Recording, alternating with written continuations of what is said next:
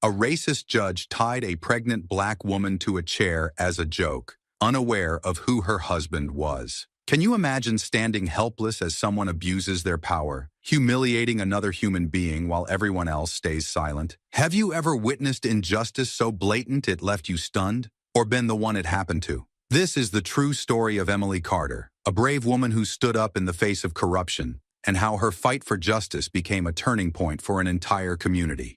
Let us know in the comments.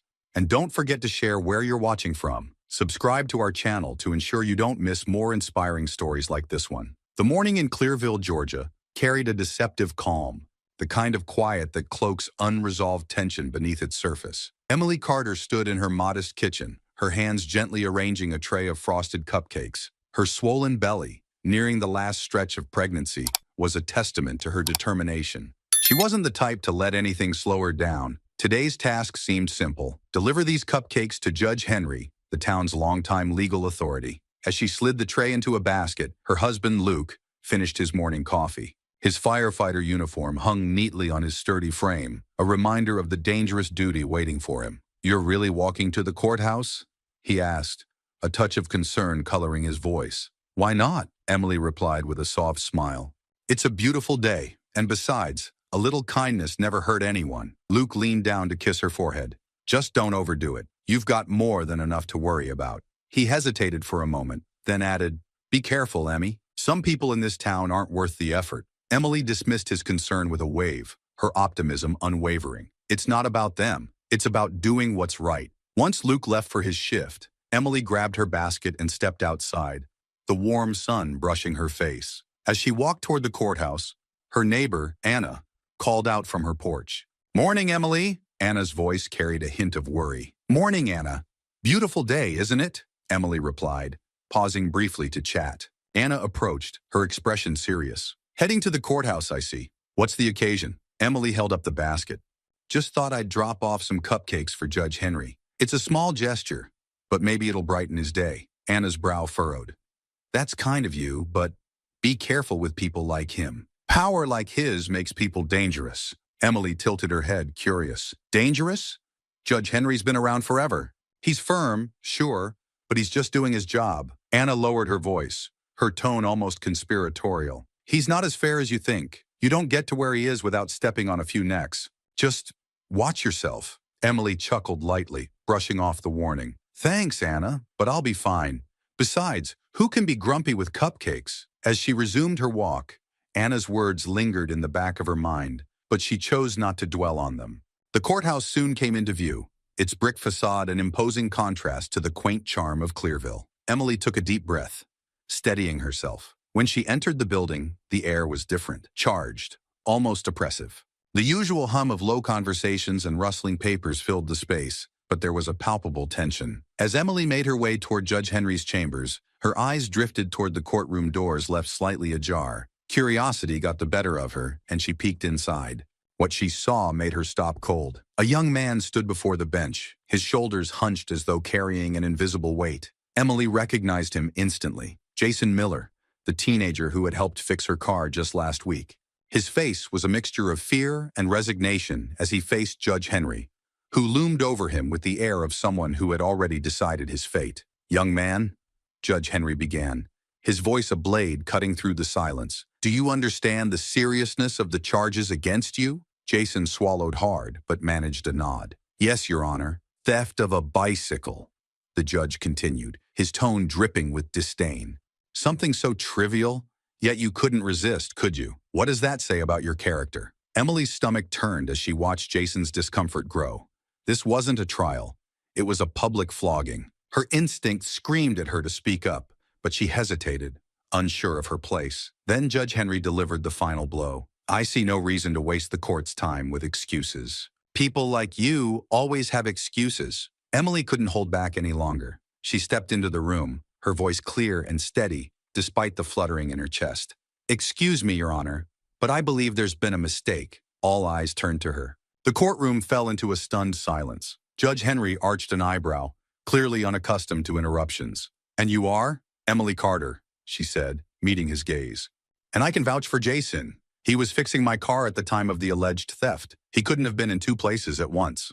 Murmurs rippled through the room, a mix of shock and intrigue. Jason's wide eyes met Emily's, a glimmer of hope breaking through his despair. Judge Henry leaned back in his chair, his expression unreadable for a moment before it hardened. Mrs. Carter, while I appreciate your enthusiasm, this is a courtroom, not a community meeting.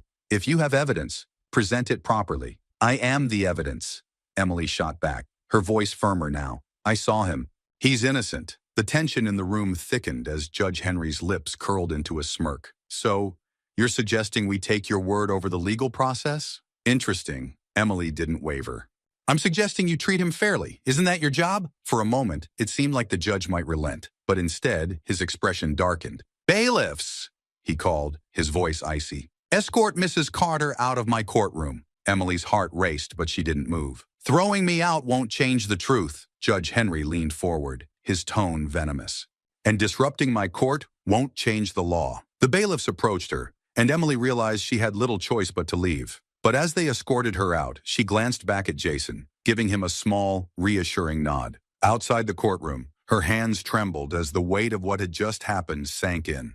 The cupcakes in her basket felt meaningless now, a stark contrast to the battle she had just stepped into. The courtroom was stifling, not from heat, but from the charged atmosphere crackling with tension. Emily Carter, basket of cupcakes now forgotten at her side, slipped into a seat near the back, her gaze fixed on Jason Miller, the 19-year-old standing at the defendant's table. Jason's shoulders slumped, his hands fidgeting nervously. His eyes darted toward the crowd before locking onto the imposing figure of Judge Henry, who presided from the bench with the aura of someone accustomed to absolute authority.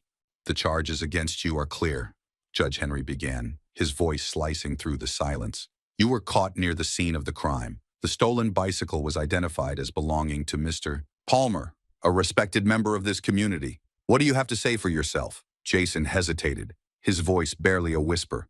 I didn't do it, Your Honor. The judge's eyes narrowed. Didn't do it? That's your defense? You expect this court to believe you just happened to be in the area? His tone was cutting, his disbelief evident. Emily clenched her fists. She knew Jason wasn't capable of theft. Just last week, he had spent hours helping her fix her car without asking for anything in return. Jason had always been kind, respectful, and hardworking, a far cry from the criminal the judge was painting him to be. Judge Henry leaned forward, his words dripping with disdain. Boys like you always have excuses. But let me tell you something, young man. Excuses don't hold up in my courtroom. Jason's lips parted as if to respond, but his voice failed him. Emily couldn't bear it any longer. Rising to her feet, she spoke out, her voice steady but loud enough to cut through the tension. Your Honor, Jason couldn't have stolen that bike. He was with me at the time it was taken. A collective gasp rippled through the room. All eyes turned to Emily. Judge Henry froze for a moment, his expression a mixture of irritation and amusement. And who might you be? He asked, his tone sharp. Emily Carter, she replied firmly. Last week, Jason was fixing my car in front of the grocery store during the exact time this so-called theft occurred. There's no way he could have been two places at once. The murmurs in the courtroom grew louder. Jason looked at Emily, his wide eyes filled with a mixture of gratitude and disbelief. Judge Henry, however, was far from impressed. Mrs. Carter, he said, leaning back in his chair with a smug smile, I appreciate your enthusiasm, but do you have any evidence to substantiate your claim? Or is this simply a matter of loyalty? Emily refused to back down. I was there. I saw him. That's evidence enough. The judge chuckled dryly, his expression hardening. Do you think this is how a courtroom operates? Witnesses blurting out unverified statements without any procedure? Mrs. Carter, you may find this entertaining, but I assure you, it's not. Emily took a step forward, her voice unwavering. This isn't entertainment. It's about the truth. Jason is innocent, and you're condemning him without listening to the facts. Judge Henry's smile disappeared. He stood abruptly, his voice booming. Enough! This is my courtroom, Mrs. Carter, and I will not tolerate disruptions. Emily opened her mouth to respond, but Judge Henry raised a hand to silence her. You seem to think you're above the law, Mrs. Carter. Let me show you what happens when the law applies to you. He turned toward the bailiff standing nearby. Secure her to that chair. The room fell into a stunned silence. Even the bailiffs hesitated, unsure if they had heard correctly. Now! Judge Henry barked, his voice slicing through their hesitation. The two bailiffs approached Emily, their eyes filled with uncertainty. Mrs. Carter, please don't resist. one of them whispered, almost apologetically. Emily's heart raced, but she kept her chin high. She refused to give Judge Henry the satisfaction of seeing her fear. She allowed the bailiffs to tie her to the chair in the center of the courtroom, the ropes cutting into her dignity more than her skin. The murmurs in the gallery turned into uneasy whispers. Some looked at Emily with pity, while others avoided her gaze entirely. Jason shifted uncomfortably, his face a mix of helplessness and anger. Judge Henry smirked as he observed the scene, leaning back in his chair as though he had just won a game of chess. "Now, Mrs. Carter," he said, his voice oozing mockery, "do you still think it's so easy to challenge the authority of this court?" Emily locked eyes with him, her gaze fierce despite the humiliation. "Authority should serve justice, not ego," she said, her voice steady despite the knot tightening in her throat. Judge Henry's smirk faltered for a split second, but he quickly regained his composure.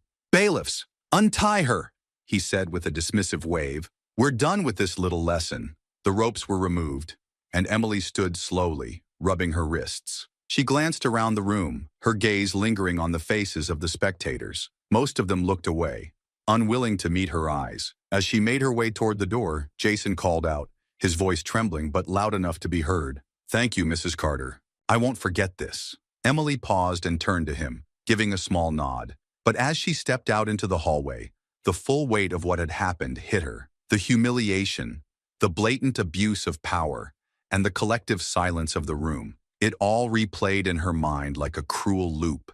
Though her body trembled with anger, her resolve hardened. Judge Henry's actions had exposed more than just a personal vendetta. They revealed a systemic problem. Emily knew she couldn't let it end here.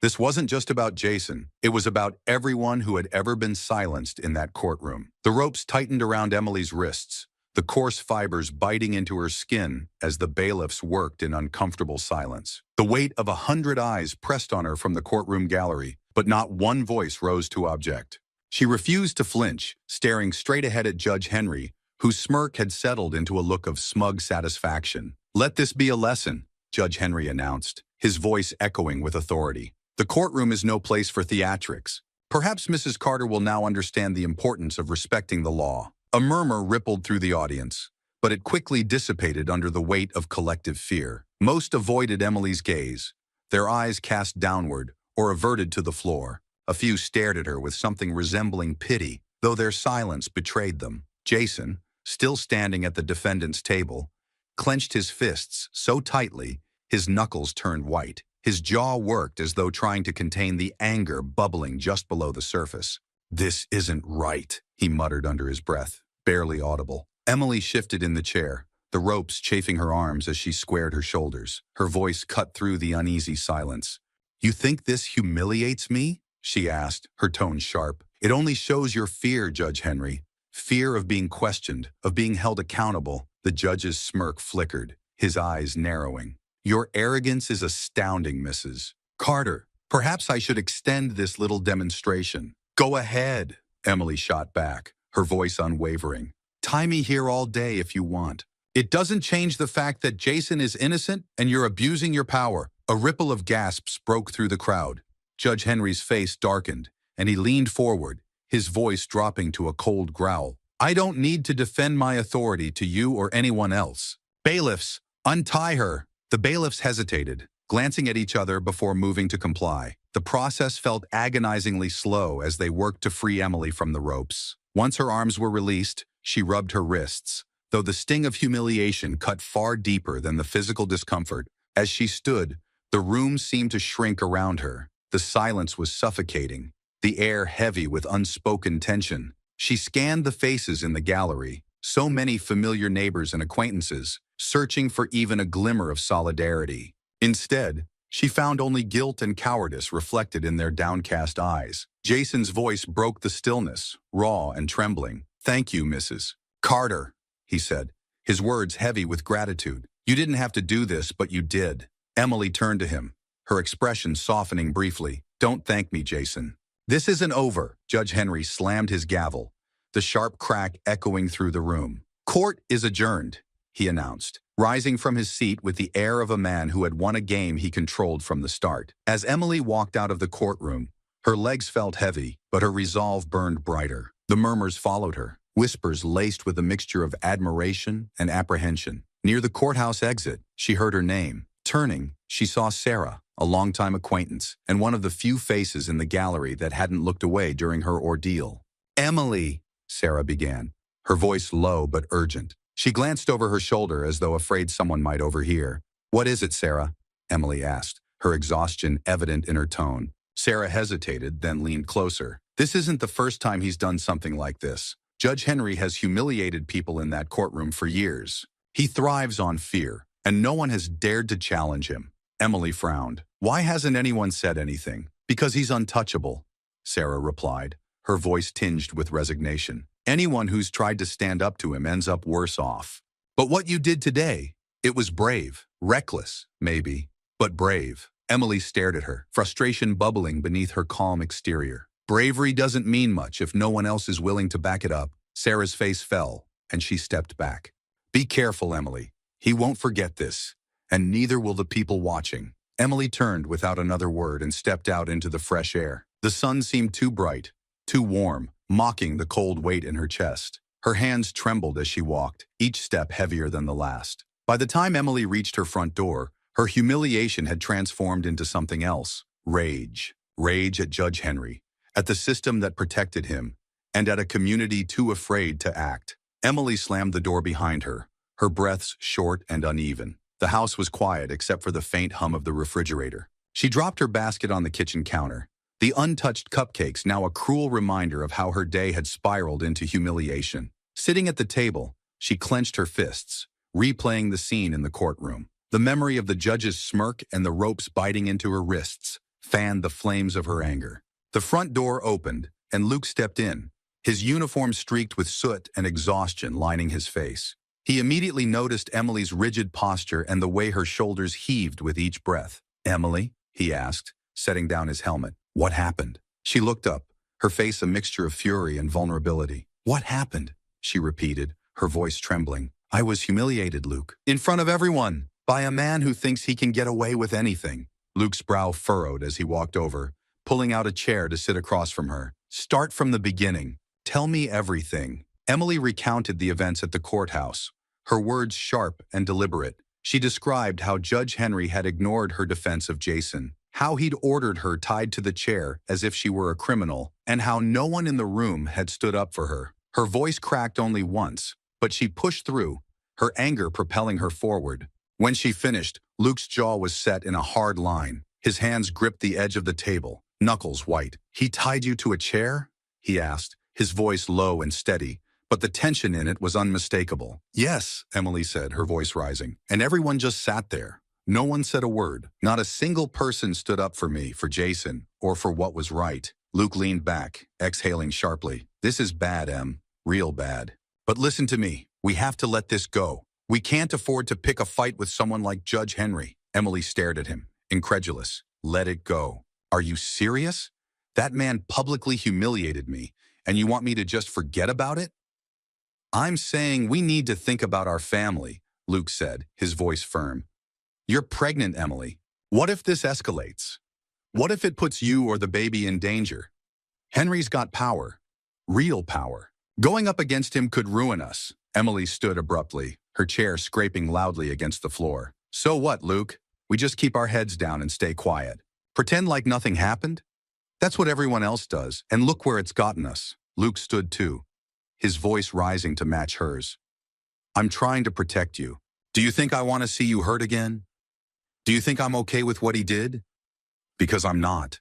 But we have to be smart about this." Emily's eyes blazed. Staying silent isn't smart. It's cowardice. Every time someone chooses to let it go, people like Judge Henry win. I won't be a part of that. Their heated exchange was interrupted by a knock at the door. Luke hesitated, glancing at Emily before heading to answer it. Outside stood a small group of neighbors. Mrs. Taylor from down the street, Mr. Wallace from the hardware store, and a few others who'd likely already heard about the courthouse spectacle. "We heard about what happened," Mrs. Taylor said, her tone sympathetic but cautious. "Emily, maybe it's best if you let this one slide. Judge Henry's been here for years. He's, untouchable." "Untouchable?" Emily repeated, stepping forward. "Is that what we're calling unchecked power now?"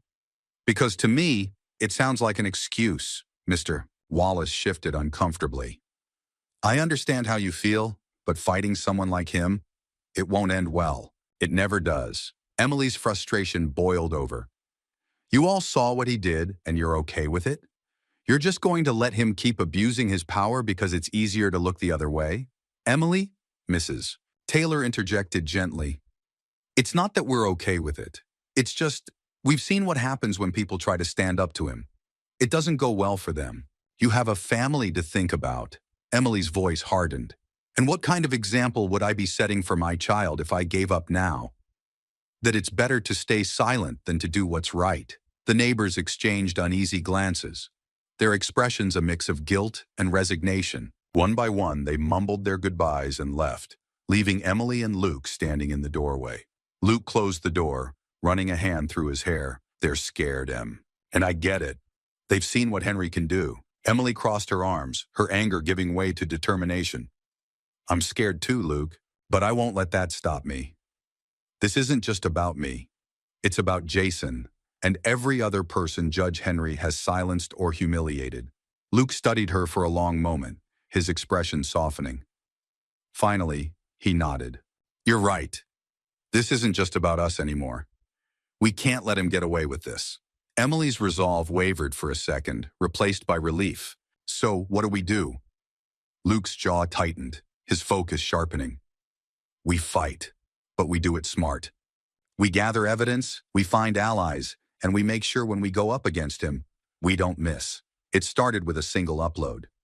By morning, the grainy video of Emily being tied to a chair in Judge Henry's courtroom had spread across social media like wildfire. The caption beneath it read, "Justice or Circus? Judge Henry's latest antics spark outrage." In the video, the scene was unmistakable. Emily, visibly pregnant, restrained by bailiffs as Judge Henry leaned back with a smug expression. His voice, sharp and patronizing, carried through the clip.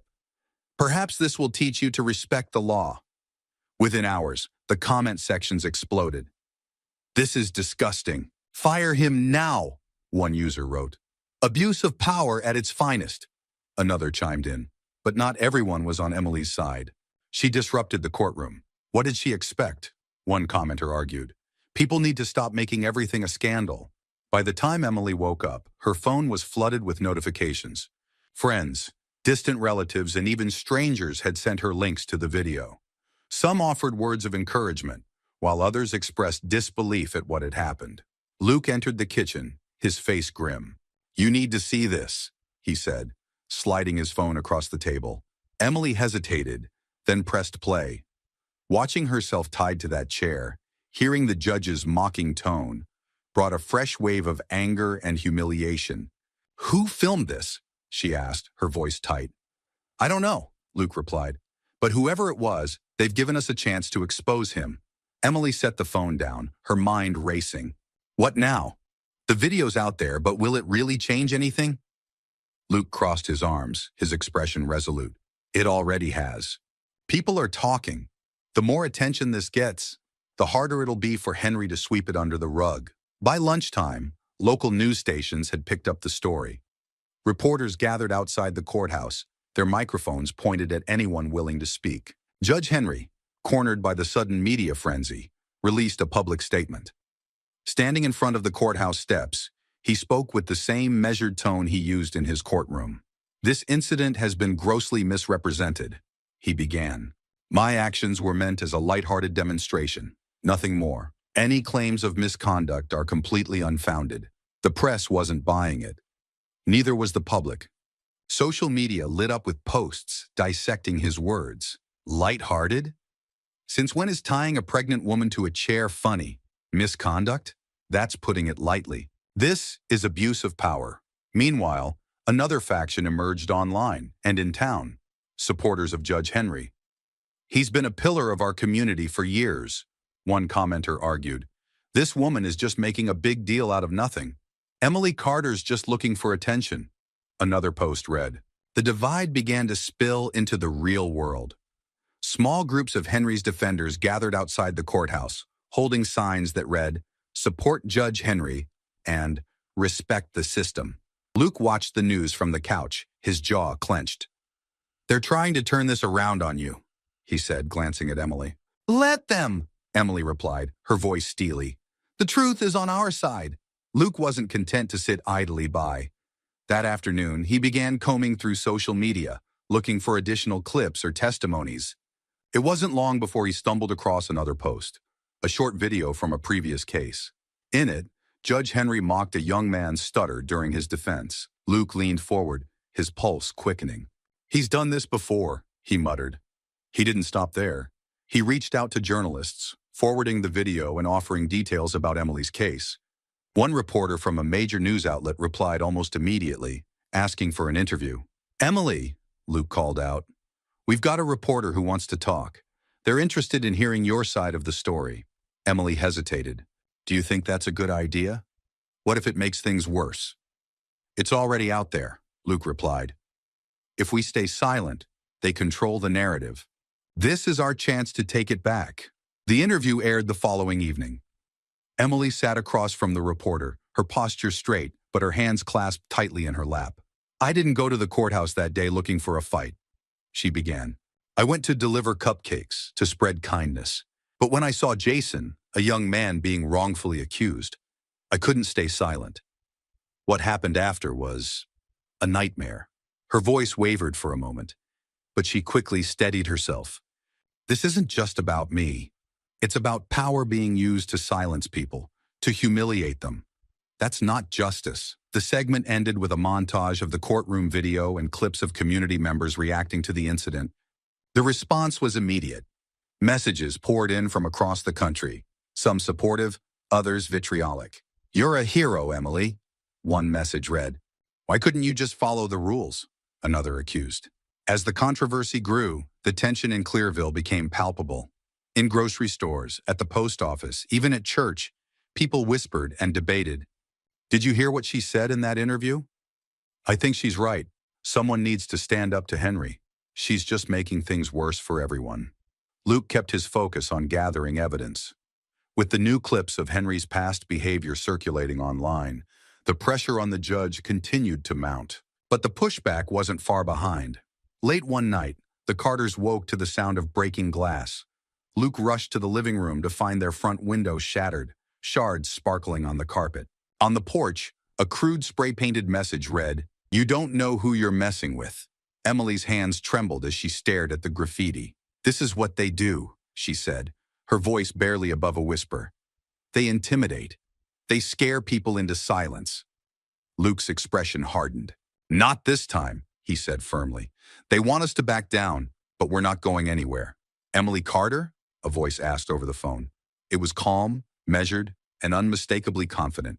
"Yes, speaking," Emily replied, clutching the receiver.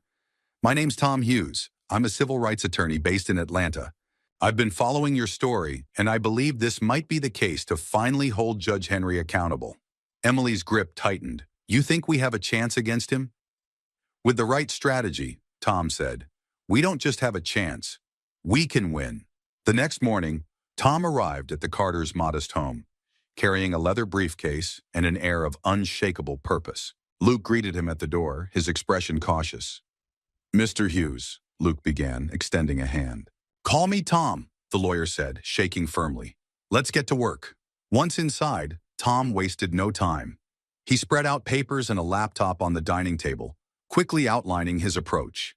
Judge Henry has gotten away with abuse for years because no one's challenged him. He's protected by the silence of the community and the power of his office.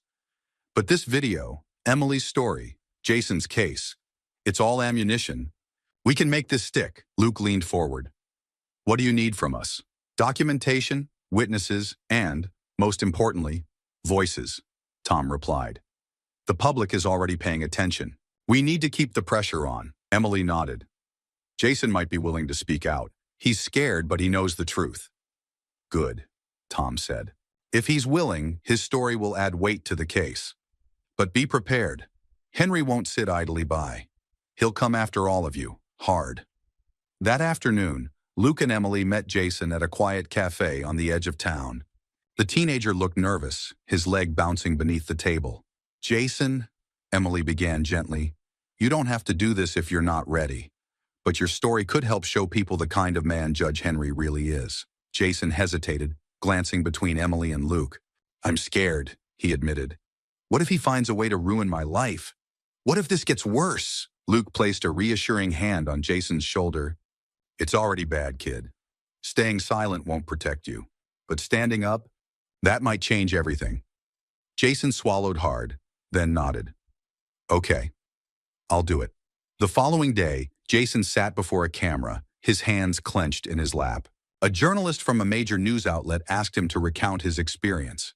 Jason's voice trembled at first, but as he spoke, a quiet resolve emerged. Judge Henry didn't even listen to me, Jason said. He decided I was guilty before I opened my mouth.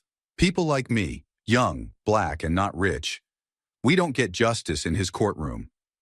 We just get judged. When the interview aired, it sparked another wave of outrage. The community began to divide more sharply. Some rallied around Emily, Luke, and Jason, while others doubled down in their support for Judge Henry. The backlash was swift. That night, Emily and Luke noticed a black sedan idling at the end of their street. Its headlights were off, but its presence was unmistakable. Do you see that? Emily asked, peeking through the curtains. Luke nodded grimly. They're watching us. The next day, as they drove to a meeting with Tom, the same car appeared in their rearview mirror. Luke tightened his grip on the steering wheel. They're following us, he said. Emily glanced over her shoulder. What do we do? Stay calm, Luke said, accelerating slightly. But the car matched their speed, staying close enough to make its presence known. At a red light, the sedan suddenly pulled into the opposite lane and screeched to a stop next to them. The passenger window rolled down, revealing a man in sunglasses who stared directly at Emily. Back off, the man said, his voice cold and deliberate. You don't know who you're messing with. Before Luke could respond, the light turned green, and the sedan sped off, disappearing into traffic.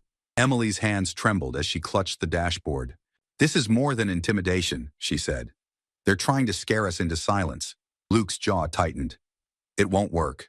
Meanwhile, Judge Henry launched his counterattack. His legal team held a press conference, accusing Emily of attention-seeking and distorting the facts. Judge Henry has served this community with honor and integrity for decades, one of his lawyers stated. These baseless accusations are an affront to his impeccable record. Reporters bombarded the lawyer with questions. What about the video evidence, or the testimonies coming forward? The lawyer waved it off. The video has been taken out of context. As for the so-called testimonies, we'll be addressing those in court.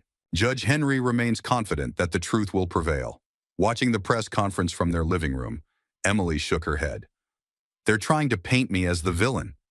Tom, who was seated nearby, looked unfazed. Let them. Their overconfidence will be their downfall. But this shows how desperate they're getting. Despite the growing tension, Emily and Luke pressed on. Tom's investigation uncovered a pattern of misconduct in Judge Henry's rulings. Old records revealed instances of biased sentencing, dismissed evidence, and questionable financial dealings. One document in particular stood out, a list of unusually large fines levied against defendants who couldn't afford to pay. The money had gone to a fund controlled directly by Judge Henry's office. This isn't just abuse of power, Tom said. It's corruption. If we can prove this in court, it'll blow the case wide open. The threats against Emily and Luke continued. Anonymous notes were left in their mailbox, warning them to stop. One evening, they returned home to find their garage doors spray-painted with the words, "Stay in your lane." Luke stared at the graffiti, his fists clenched. They're trying to break us. Emily placed a hand on his arm. But they won't. We're in this together. The sound of shattering glass jolted Emily awake in the dead of night. Heart racing, she sat up, her pulse pounding in her ears. Luke, she gasped, shaking her husband awake. Luke was already alert, grabbing the baseball bat he kept under the bed. Stay here, he instructed, his voice firm but calm. Emily followed him to the living room despite his warning. The sight that greeted them stopped her cold. The front window was smashed, jagged shards of glass scattered across the floor. Spray-painted in bright red letters across the living room wall were the words, "Drop it or else." Luke's jaw clenched as he surveyed the damage. They're getting desperate, he muttered. Emily stared at the graffiti, her hands trembling. This isn't just a warning, it's a threat. What if they come back? What if they try to hurt us? Luke set the bat down and turned to her, placing his hands on her shoulders. Emily, listen to me. That's exactly what they want, to scare us into silence. But we can't back down now. Not when we're this close. Emily searched his eyes, her fear clashing with her resolve. I can't lose you, Luke, or our baby. This isn't just about us anymore. He nodded, his voice steady. And that's why we fight. For us, for the people they've silenced, for Jason. The next morning, Emily and Luke called the police to report the vandalism. A patrol officer arrived, taking photos of the damage and jotting down notes. We'll do what we can to increase patrols in the area, the officer said, though his tone lacked conviction. But these things can be hard to trace. You might want to think about letting things cool down. Emily folded her arms, her voice sharp. Letting things cool down is what allows people like Judge Henry to keep doing what they're doing. The officer gave a half-hearted nod and left, leaving Emily and Luke to clean up the mess. Later that day, a knock on the door interrupted their efforts. Standing on the porch was a woman in her 40s, her blonde hair pulled into a loose bun. She looked nervous, glancing over her shoulder before speaking. Are you Emily Carter? She asked. I am, Emily replied cautiously. And you are? My name's Rebecca. I used to work for Judge Henry. Emily exchanged a glance with Luke before stepping aside to let Rebecca in. Once seated at the kitchen table, Rebecca hesitated, her hands fidgeting with the strap of her purse. I don't have much time, she began, her voice low, but I need to tell you something. Judge Henry isn't just abusive, he's corrupt. He's been taking bribes, covering up cases, and manipulating outcomes for years. Luke leaned forward, his eyes narrowing. Why are you coming forward now? Rebecca's gaze dropped. Because I've seen enough. I stayed silent for too long, but what he's doing to you and your family, it's too much. She reached into her bag and pulled out a manila envelope, sliding it across the table. This has documents I kept from my time in his office. Emails, financial records, case notes. It's not everything, but it's enough to prove he's been breaking the law. Emily stared at the envelope, her heart pounding. Why didn't you report this earlier? Rebecca's lips pressed into a thin line. Because I was scared. Henry has connections, powerful ones. He can ruin lives, but I can't stay silent anymore. He needs to be stopped. That evening, as Emily and Luke reviewed the documents Rebecca had provided, Emily's phone buzzed with an unknown number. She hesitated, then answered. Mrs. Carter, a man's voice said smoothly. I represent a group of individuals who respect Judge Henry and his contributions to this community. Emily's grip on the phone tightened. What do you want? Simple, the man replied. We want you to stop. Withdraw your accusations, stop speaking to the press, and let this matter rest. And if I don't? Emily asked, her voice cold. There was a brief pause before the man continued. Then things might get more complicated for you and your family. You've already seen what can happen. Luke, who had been watching her closely, took the phone from her hand. Listen here, he said, his voice hard. You think you can scare us into silence? Think again. We're not backing down. The man on the other end chuckled lightly. Brave words, Mr. Carter. I hope you're prepared for the consequences. The line went dead. Emily slumped into a chair, her head in her hands. They're not going to stop, Luke. They'll keep coming until they break us. Luke knelt in front of her, his hands gripping hers. They can try, but they won't win. We have Rebecca's evidence now. We have the truth on our side. That's more powerful than any threat they can make. Emily looked at him, her fear slowly giving way to determination. Then we keep going, no matter what it takes. It started with a single sign. A handwritten poster taped to the courthouse steps read, Justice for Emily, justice for all. By the next morning, it had multiplied into dozens.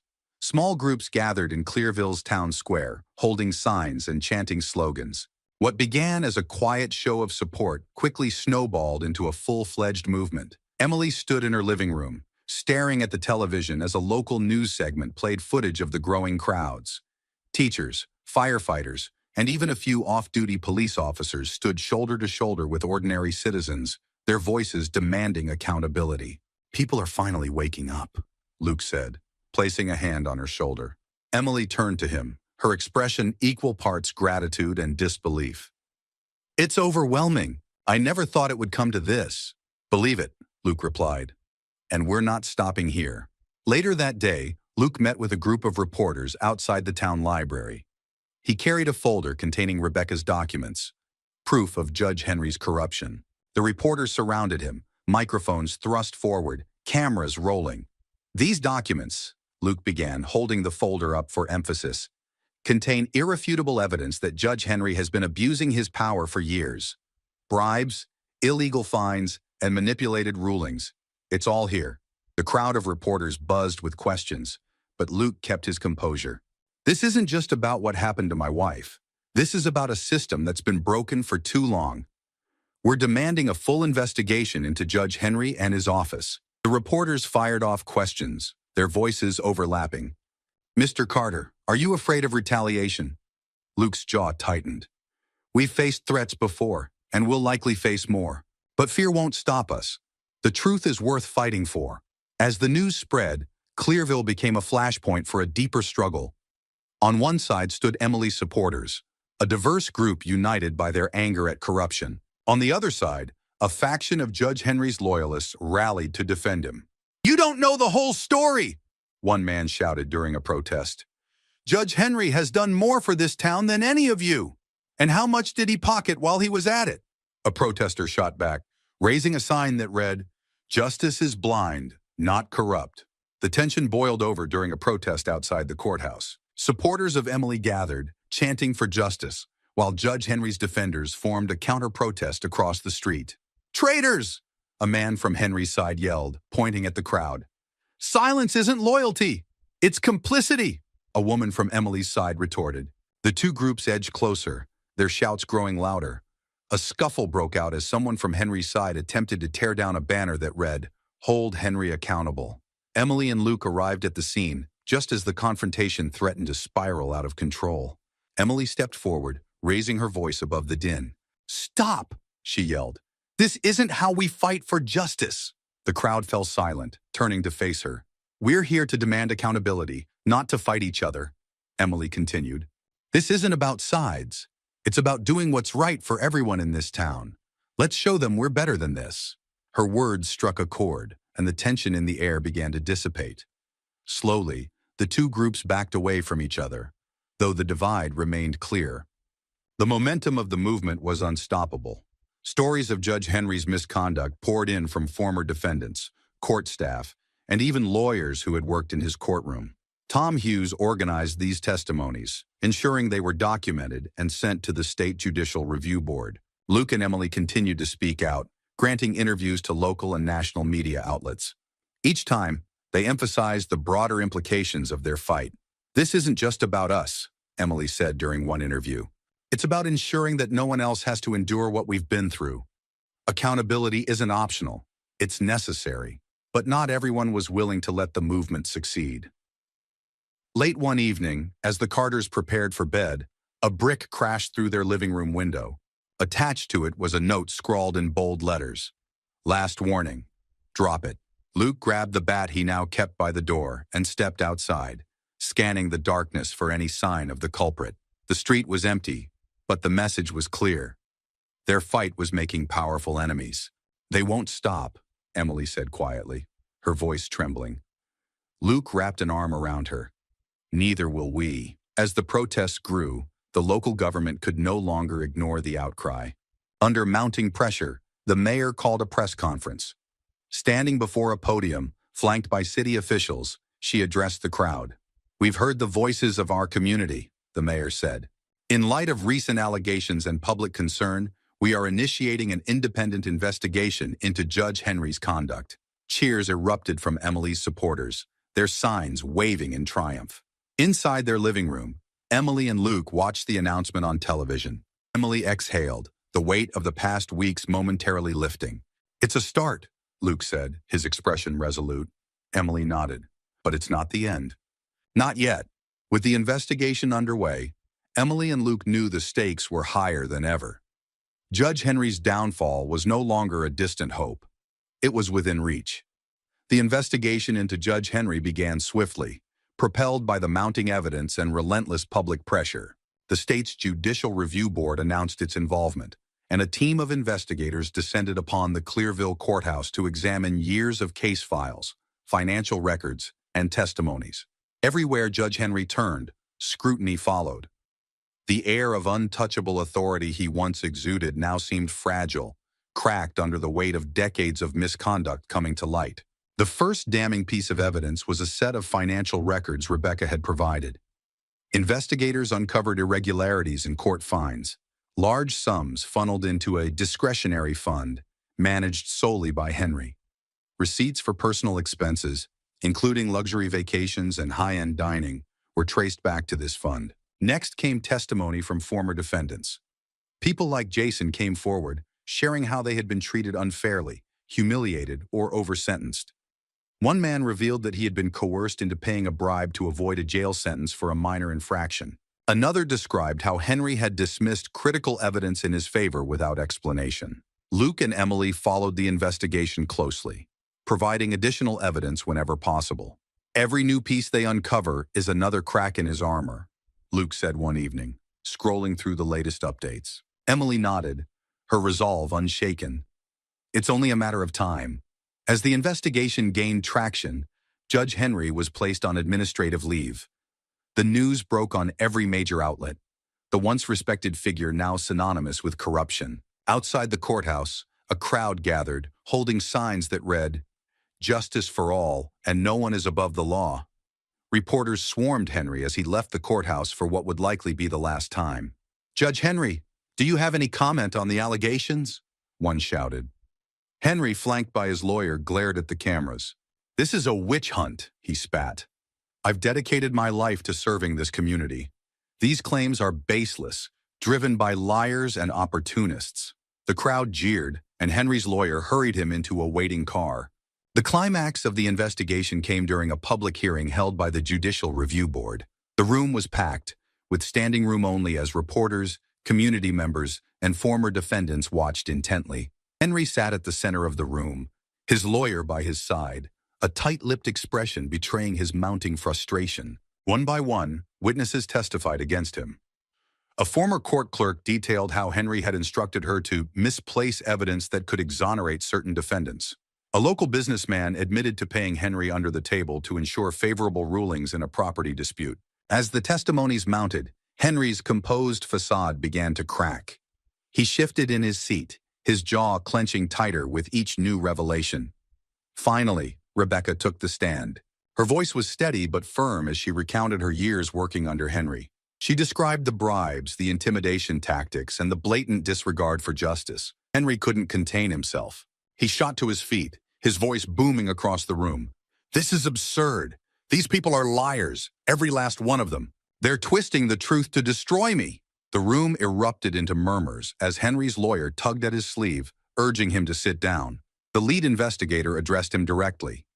"Judge Henry, we have hard evidence backing these claims. Financial records, email correspondences, and eyewitness accounts paint a clear picture of corruption and abuse of power. Do you deny these findings?" Henry glared, his voice dripping with indignation. "I've done nothing but serve this community. If a few mistakes were made, they were minor and blown out of proportion." "Minor?" the investigator countered, raising a document.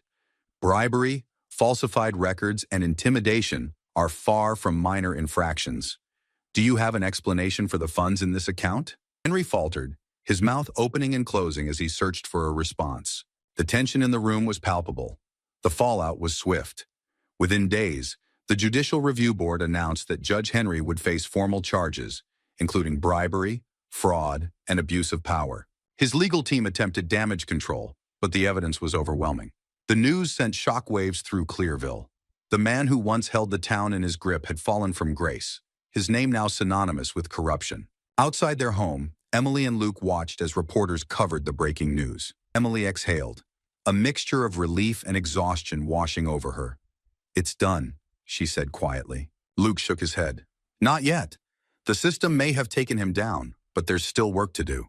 As Clearville adjusted to the aftermath of Henry's downfall, Emily's story became a symbol of hope, a reminder that even the most entrenched systems of power could be challenged by courage and determination. Clearville's transformation began almost immediately after Judge Henry's fall. The spotlight on the small town brought an unprecedented wave of scrutiny, forcing local leaders to address the long-ignored flaws in their system. The first major step was the establishment of an independent review board tasked with overseeing judicial practices in the county. Composed of community leaders, legal experts, and advocates, the board was designed to prevent abuses of power like those Henry had committed. Public hearings were held to ensure transparency, a stark contrast to the closed-door operations of the past.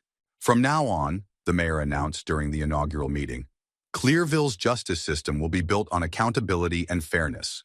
No one is above the law. Jason Miller was among the first to benefit from the changes. His case, like many others, was revisited under the new review process.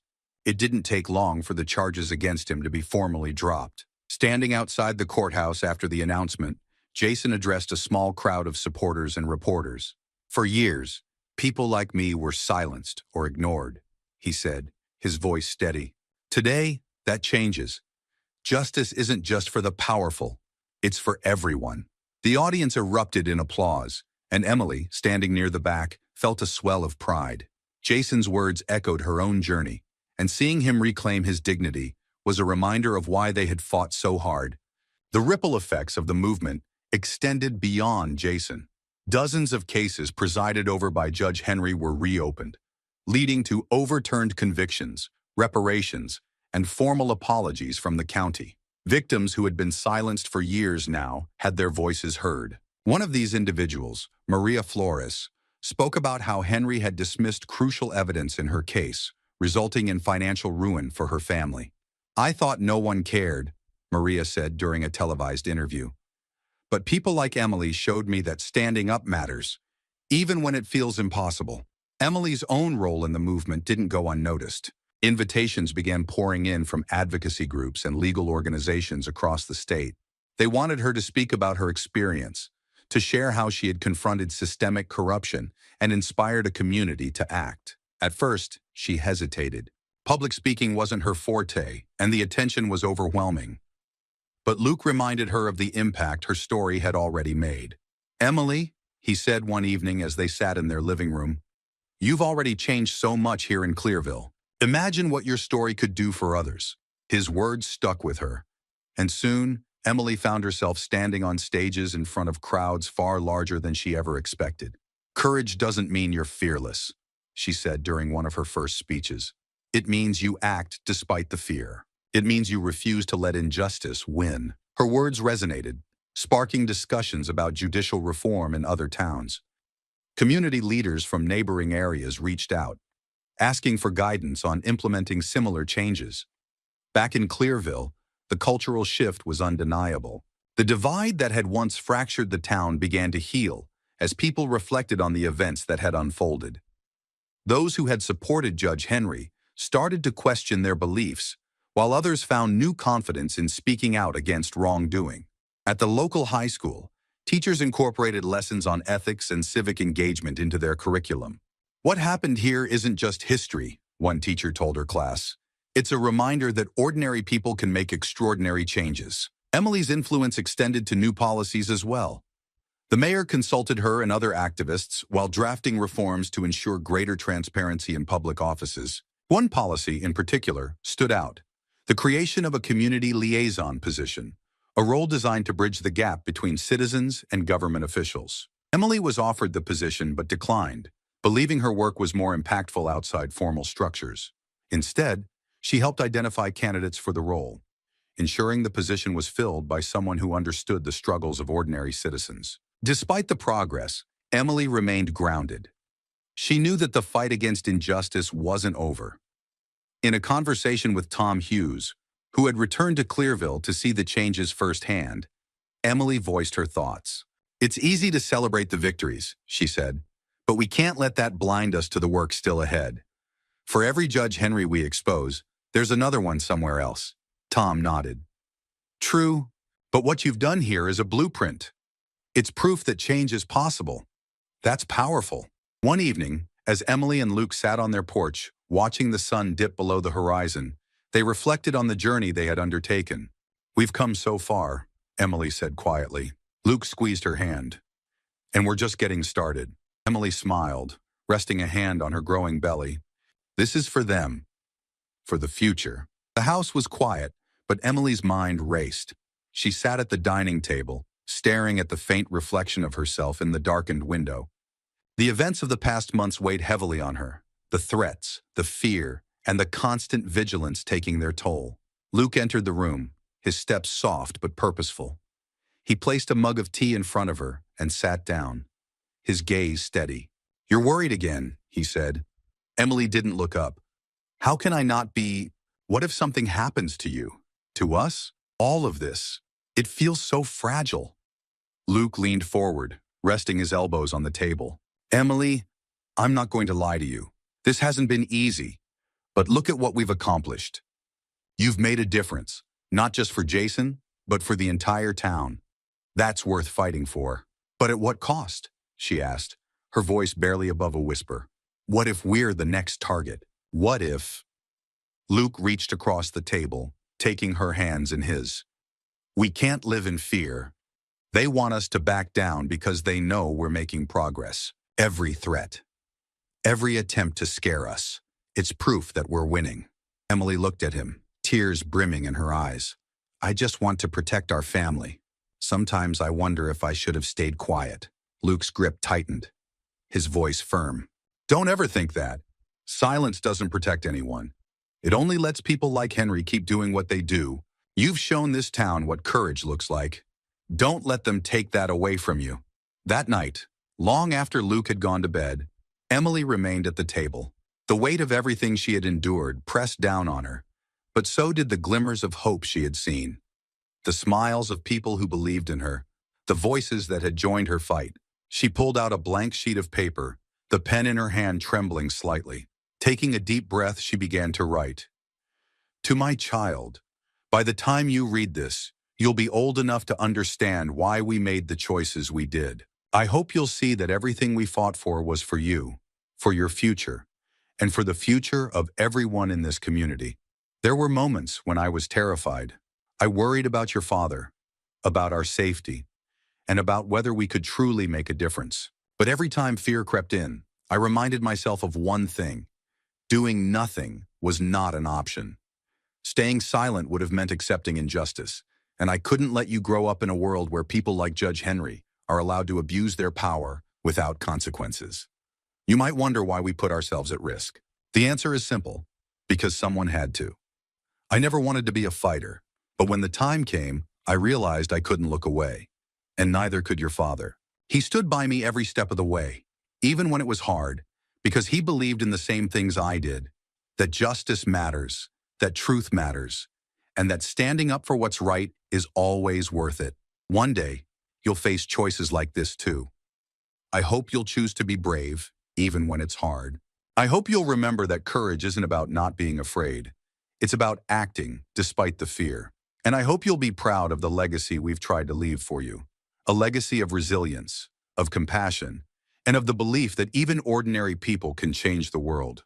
With all my love, Mom Emily sat back, reading over the letter as tears slid down her cheeks. It wasn't just a message to her future child. It was a reminder to herself of why she had started this fight. She folded the letter carefully and tucked it into an envelope, placing it in a drawer. As she closed it, she felt a renewed sense of purpose. This wasn't just her battle. It was for everyone who had ever been silenced, dismissed, or ignored. The next morning, Emily shared the letter with Luke. He read it silently, his eyes scanning the words with a seriousness that matched the moment. When he finished, he looked up at her, his expression both proud and solemn. "This is exactly why we can't stop," he said. Emily nodded. "No matter what happens, we keep going." The nursery was nearly ready. Luke stood on a step stool, adjusting the mobile that hung above the crib, while Emily folded the last stack of tiny clothes. The anticipation of their child's arrival had added a layer of hope to their lives that even the weight of their recent battles couldn't diminish. "Almost perfect," Luke said, stepping back to admire his work. Emily smiled softly, resting a hand on her belly. Perfect isn't the goal. It just needs to be ready. For them, he turned, meeting her gaze with the quiet understanding that had become their unspoken language. They both knew the journey they'd been on wasn't over, but this moment, this life they were building, was their anchor. As Emily's due date drew closer, the world outside their home continued to shift. The movement that had started in Clearville now rippled through neighboring towns and beyond.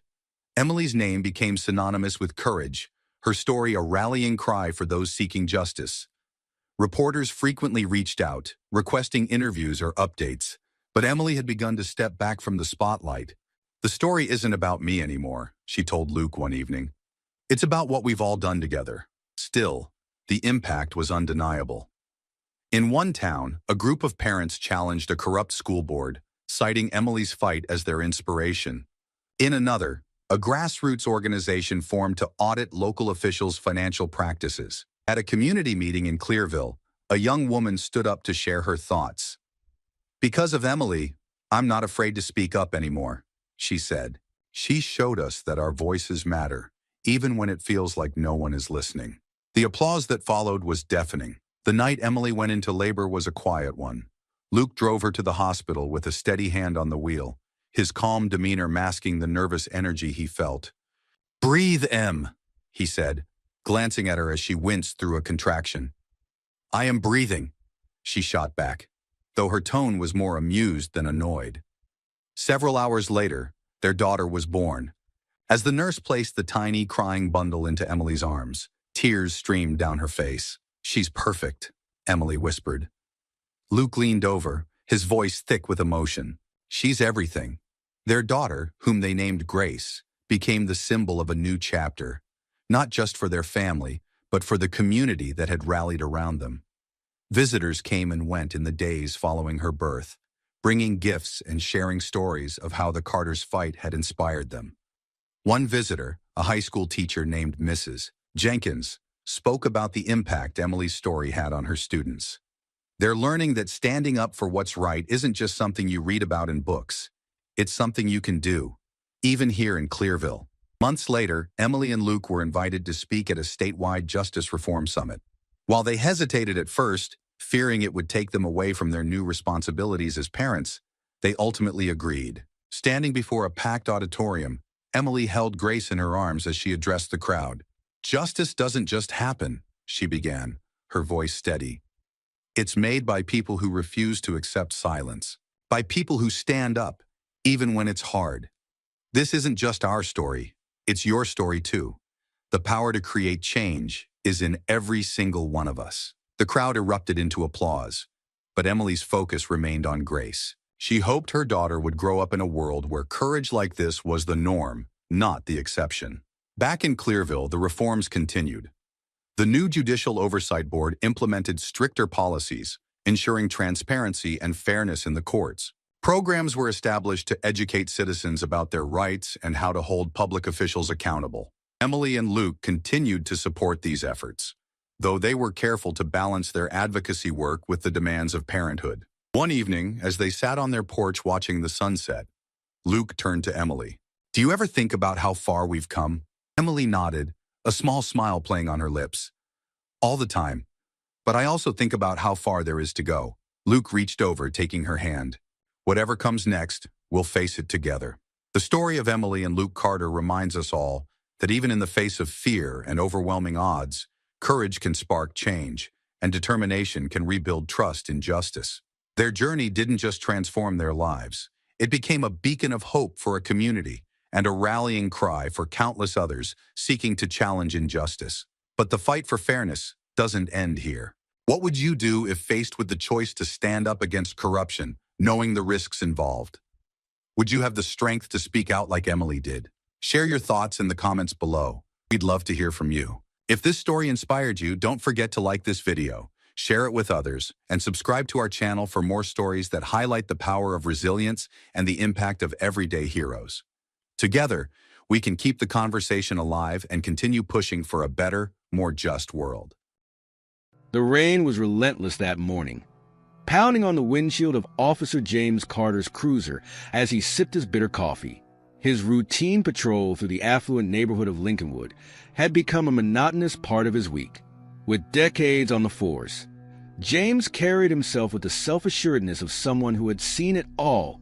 His badge, worn and scratched, was a symbol of his authority, a shield he often wielded with unwavering conviction, even when conviction teetered on bias. As he slowed the cruiser to a crawl, something caught his eye. A young black man, dressed sharply in a tailored navy suit, stood by the curb next to a gleaming black Audi. The man was holding a phone to his ear, speaking calmly, while his free hand gestured lightly in the air as if punctuating his words. To James, the sight was out of place. He tightened his grip on the steering wheel. "What's he doing here?" he muttered under his breath. This was Lincolnwood, after all, a neighborhood where the lawns were pristine, the sidewalks were spotless, and the people were, well, not like him. James pulled the cruiser to the side of the road, his tires splashing into a puddle as he stepped out, adjusting his hat. His hand instinctively rested on his utility belt, fingers brushing the cold metal of his holstered weapon. The young man noticed the approaching officer, ending his call with a quick, "I'll call you back," before slipping his phone into his pocket. He stood straight, his posture confident yet unthreatening, and offered a polite nod. "Morning, officer," the man said, his voice steady but warm, as though greeting an old neighbor. James didn't return the pleasantries. Instead, his eyes scanned the man from head to toe, lingering on the car behind him. "What are you doing here?" he asked, his tone clipped. The man raised an eyebrow, surprised by the abruptness. "I'm waiting for someone," he replied. "Is there a problem?" "Depends," James said, narrowing his eyes. "That your car?" The man nodded. "Yes, sir." "Is there an issue with—" James cut him off. "Mind showing me some ID? This is a high theft area, and you standing next to a vehicle like that raises some questions." The man hesitated, his calm demeanor unshaken, but tinged with disbelief. "Officer, I assure you, this is my car. I have no problem showing you my ID, but I'd like to understand what exactly I'm being questioned for." James took a step closer, his voice lowering but firm. "Let's not make this difficult. Just show me your ID." With a quiet sigh, the man reached into his pocket, slowly pulling out a slim leather wallet. He handed over a driver's license, his gaze steady on James. "Michael Davis." James read aloud, inspecting the ID carefully. He frowned, flipping it over and back again, searching for some inconsistency. "Everything in order?" Michael asked, his voice calm but pointed. James ignored the question, glancing toward the Audi. "Got registration for the car?" "Of course," Michael said, reaching for the glove compartment. But as he stepped toward the driver's side door, James' hand shot out, gripping his shoulder. "Whoa! Whoa! Whoa! Stay right where you are," James barked. "I don't know what you're reaching for." Michael froze, his hands raised slightly in surrender. "I'm getting the registration as you asked," he replied, his tone measured but firm. "It's in the glove compartment."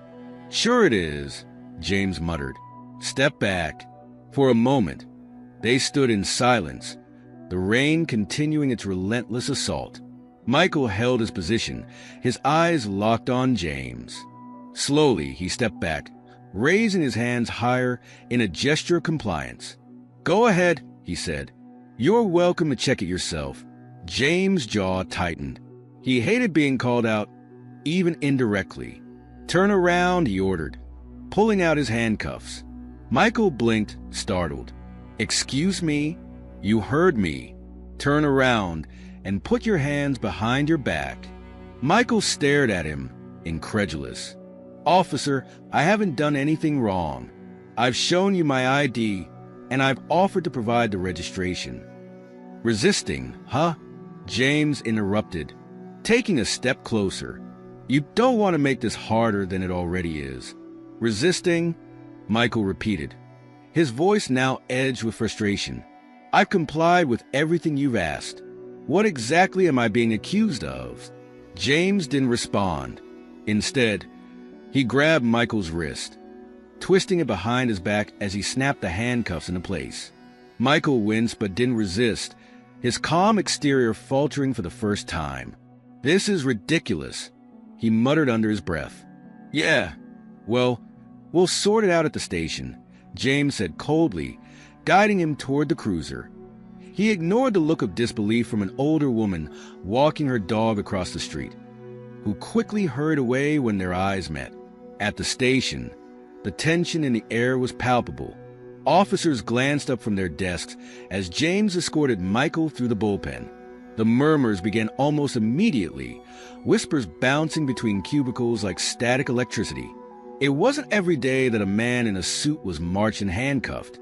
"Officer Carter," the desk sergeant called, looking up from his paperwork. "What's this about?" "Suspicious activity," James replied curtly. "Caught him lurking near a high-value vehicle. Couldn't verify ownership." Michael shook his head, a wry smile playing at the corner of his lips. "Suspicious activity," he echoed softly, almost to himself. The other officers exchanged uneasy glances, sensing something wasn't quite right. "Take a seat," James barked, pushing Michael toward a chair near the booking area. Michael complied, his posture still composed despite the absurdity of the situation. He sat silently, observing James with an unsettling calmness. Before James could fill out the paperwork, the doors of the station swung open, and in walked Captain Reynolds. His presence commanded respect. Conversations hushed, and officers stood a little straighter as he made his way through the room. Spotting Michael, Reynolds froze, his eyes widening in recognition. "Michael," he said, his voice a mix of surprise and concern. He hurried over, glancing at the handcuffs on Michael's wrists. "What the hell is going on here?" Michael looked up, meeting Reynolds' gaze with a calm smile. "Captain," he said, inclining his head slightly. "It's a long story." James stepped forward, confused. "Captain, I was just—" "Save it," Reynolds snapped, cutting him off. He turned to Michael, his tone softening. "Are you okay?" "I'm fine," Michael replied evenly. "But I think we need to have a conversation." Reynolds nodded, his expression grim. "Let's take this to my office." Michael stood, holding his hands out. "If it's not too much trouble," he said. "I'd like these removed first." Reynolds shot James a look that could have frozen lava. "Take them off," he ordered, his voice like steel. Reluctantly, James stepped forward, fumbling with the key. As the cuffs clicked open, Michael rubbed his wrists, then straightened his suit jacket. "Thank you," he said, his tone polite but sharp.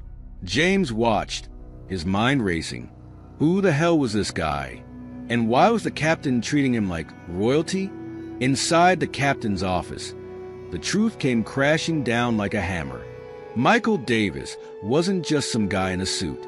He was a newly appointed chief of the Internal Affairs Division, sent to assess officers and address systemic issues like racial profiling. James sat frozen as the weight of the revelation hit him.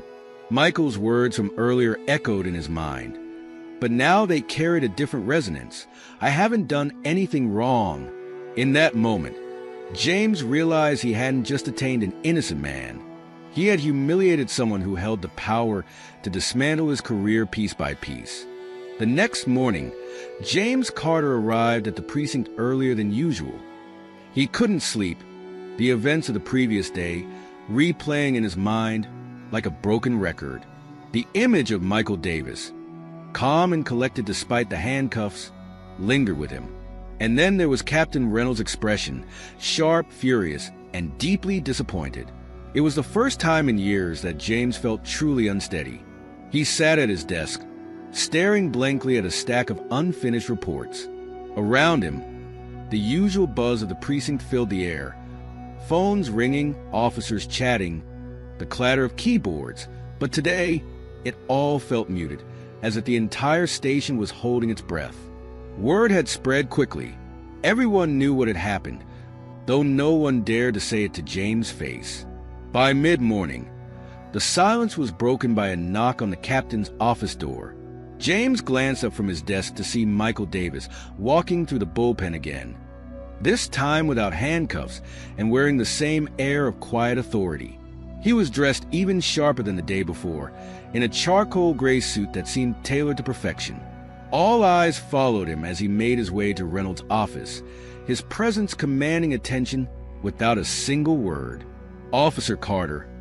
A voice called from behind him. James turned to see Sergeant Novak, one of his longtime colleagues, leaning against a filing cabinet. His tone was low, almost conspiratorial. "So, the guy you brought in yesterday is IA? Is that true?"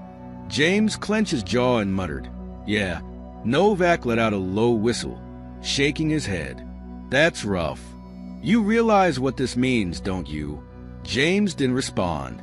He didn't need Novak to spell it out. Michael Davis wasn't just any internal affairs officer. He was the chief. And not only had James wrongfully detained him, but he had also done so in the most humiliating way possible. There was no recovering from this unscathed. Inside Captain Reynolds' office, Michael sat across from the captain, his expression unreadable. Reynolds cleared his throat, clearly uncomfortable. "I want to start by apologizing for what happened yesterday," Reynolds began, his voice strained. Officer Carter's actions were completely out of line. Michael raised a hand, stopping him mid-sentence. "Captain, I appreciate the apology, but I'm not here to dwell on yesterday. What's done is done. What matters now is how we move forward." Reynolds nodded, leaning back in his chair. "Understood. How do you want to proceed?" Michael took a moment, his gaze thoughtful. "I don't want this to turn into a witch hunt. Carter isn't the only officer on the force with these biases, and making an example of him won't fix the larger issue. What I want is systemic change. Starting with this precinct."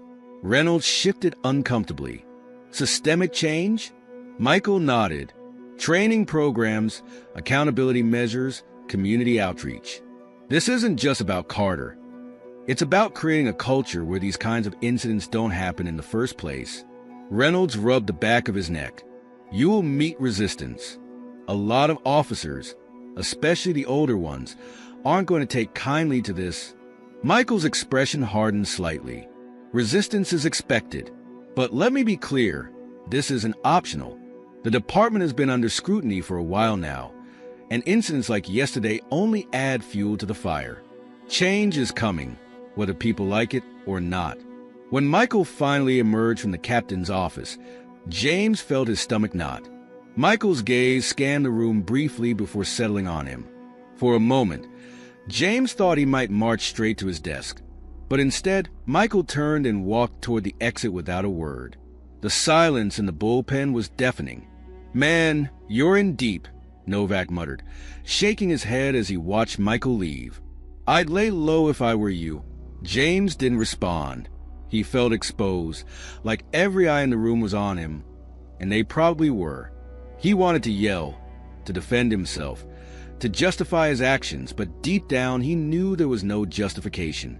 The truth was ugly, and it was staring him in the face. Later that afternoon, James was summoned to the captain's office. When he stepped inside, he found Reynolds waiting for him, looking more tired than usual. "Close the door," Reynolds said, gesturing to the seat across from his desk. James sat down, his hands resting awkwardly on his knees. "You probably already know why you're here," Reynolds began, his tone firm. "Michael Davis is making this precinct his first focus as Chief of Internal Affairs. He's proposing a series of reforms, mandatory training, stricter oversight, and a review of officer conduct. And let me tell you, Carter, your name is already at the top of that list." James swallowed hard, but said nothing. Reynolds leaned forward, his expression grave. "I've stuck my neck out for you before, but this is bad. I can't cover for you this time, Carter. Not after what happened yesterday." "I didn't mean to," James started, but Reynolds cut him off. "Didn't mean to what?" "Wrongfully detain a man because of the color of his skin? Embarrass this entire precinct? Or put my career in jeopardy by forcing me to answer for your mistakes?" James looked away, his jaw tightening. "I was doing my job," he said weakly. "No," Reynolds snapped. You were letting your prejudices do the job for you, and now we're all paying for it. For a moment, there was silence. Then Reynolds sighed, pinching the bridge of his nose. Michael Davis requested to speak with you directly. James' head shot up. What? You heard me, Reynolds said. He asked for a private meeting. I told him I'd pass the message along. James hesitated. And if I say no? Reynolds leaned back in his chair, his expression hard. Then you'll be making things worse for yourself. And frankly, Carter, I don't think you can afford that right now. That evening, James sat in one of the precinct's empty conference rooms waiting. The fluorescent lights buzzed softly above him, and the room's sterile white walls felt almost suffocating. He fiddled with his hands, the silence gnawing at his nerves. The door opened, and Michael Davis stepped inside, carrying the same composed demeanor that had unnerved James since the moment they met. He closed the door behind him and took a seat across the table. For a moment, neither of them spoke. Michael simply studied James, his expression calm but piercing. Finally, he broke the silence. Do you know why I didn't press charges? He asked.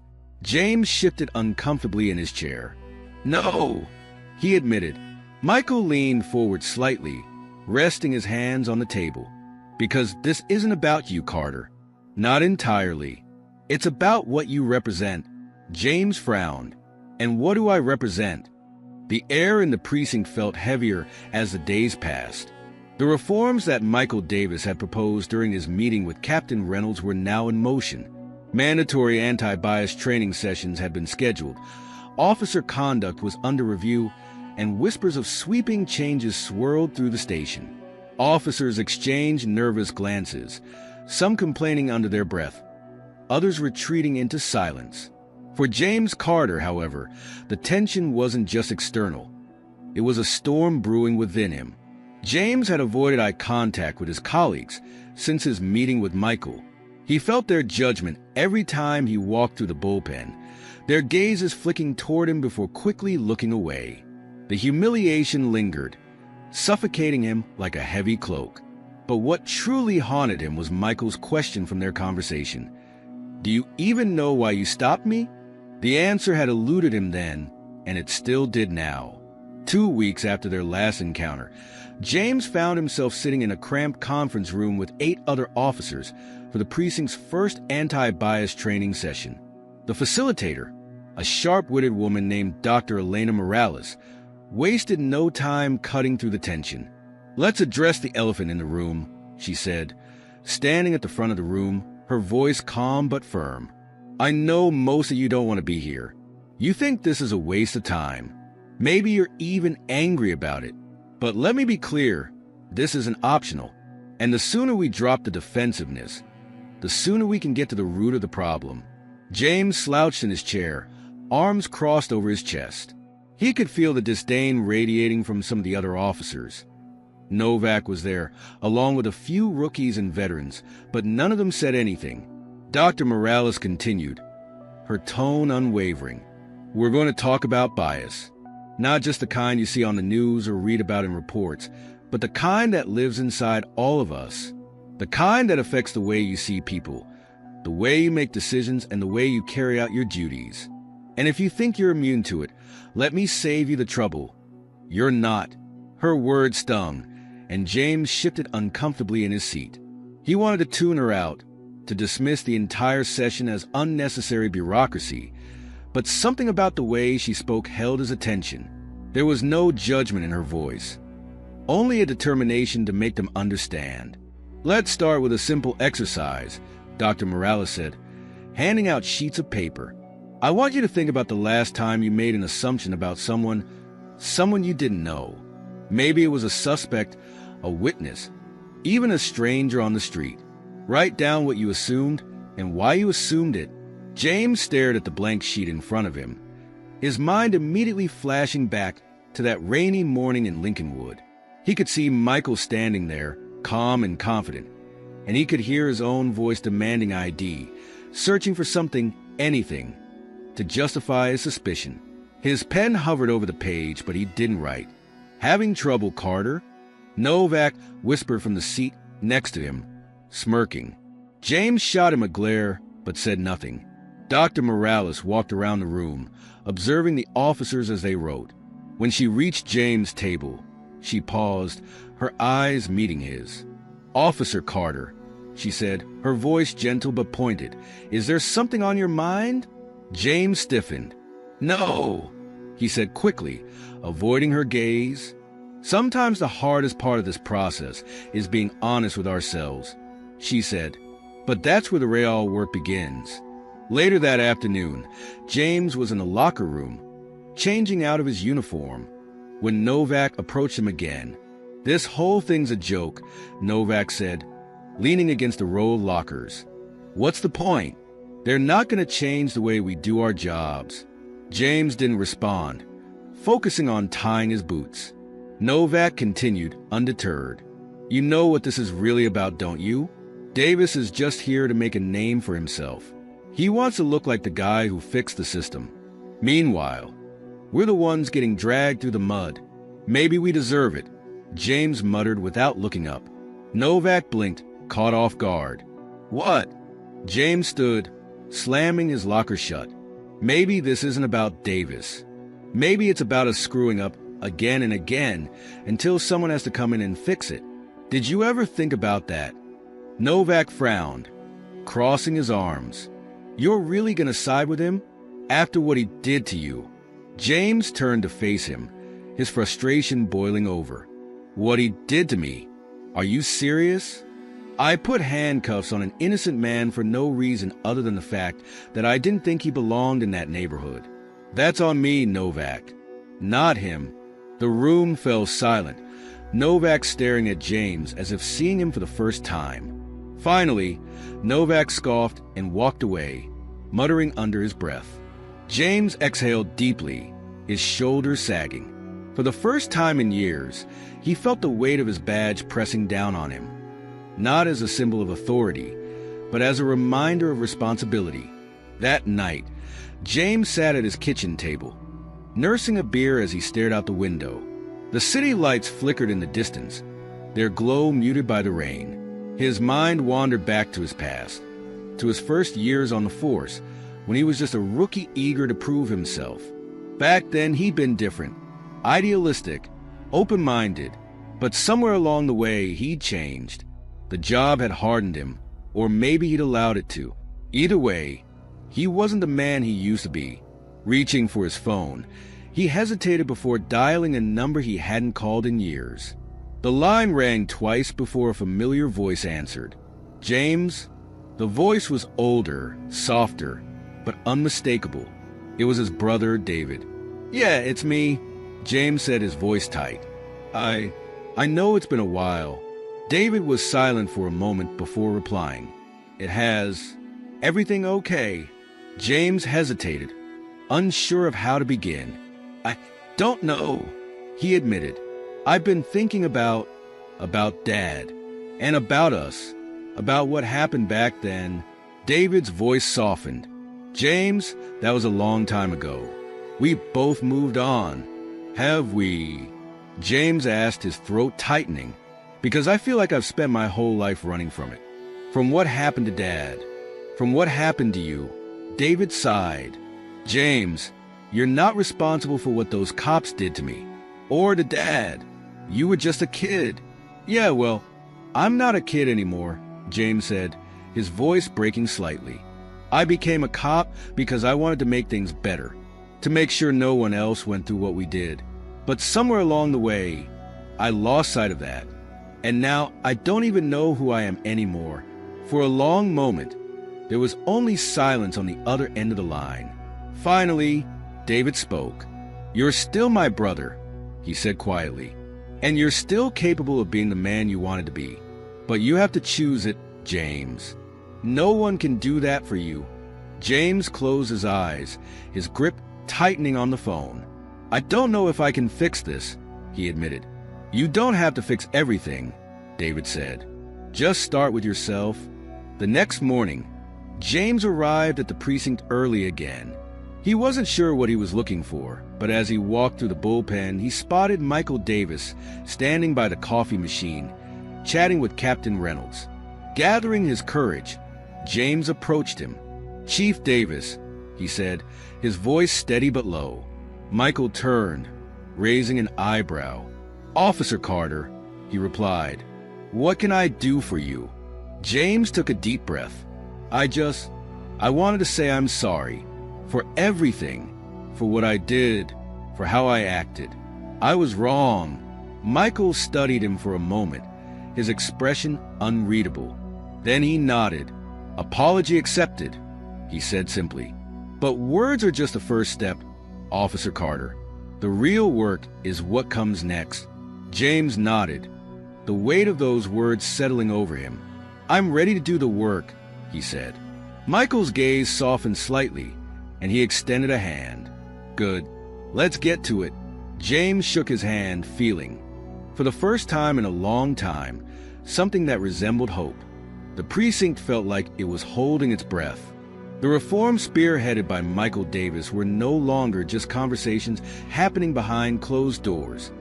They were visible and tangible. The anti-bias training sessions had become mandatory, oversight committees had been established, and for the first time in decades, officers were being held accountable for behaviors that had long been ignored. Some welcomed the changes.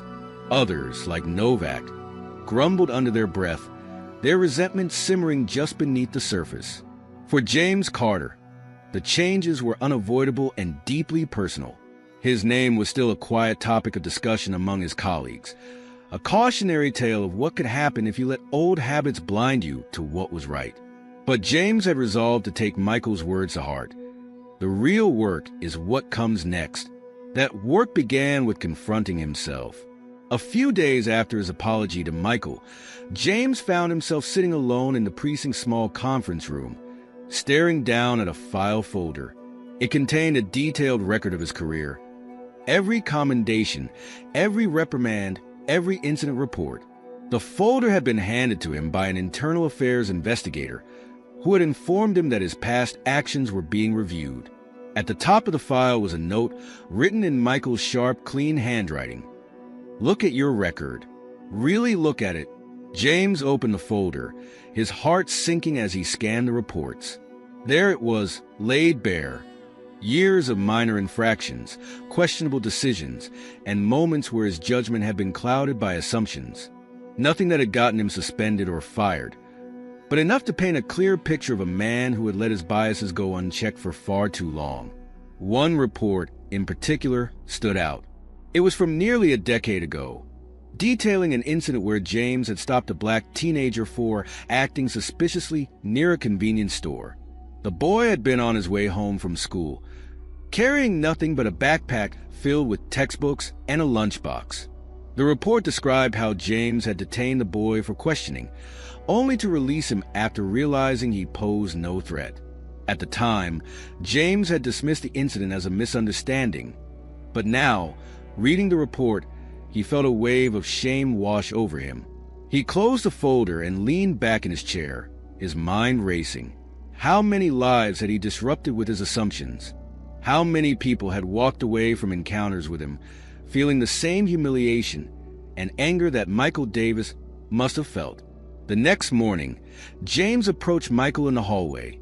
Michael was reviewing paperwork, his expression focused, but he looked up when James spoke. "Chief Davis," James began, his voice hesitant. "Can I talk to you for a minute?" Michael raised an eyebrow but nodded. "Of course." They stepped into an empty office, and James closed the door behind him. For a moment, he struggled to find the right words, but finally he just said it. "I read through my record. All of it." Michael leaned against the desk, crossing his arms. "And what did you find?"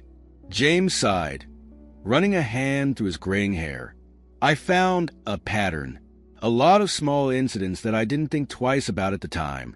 But looking back now, I realized they weren't small for the people involved. I messed up over and over again."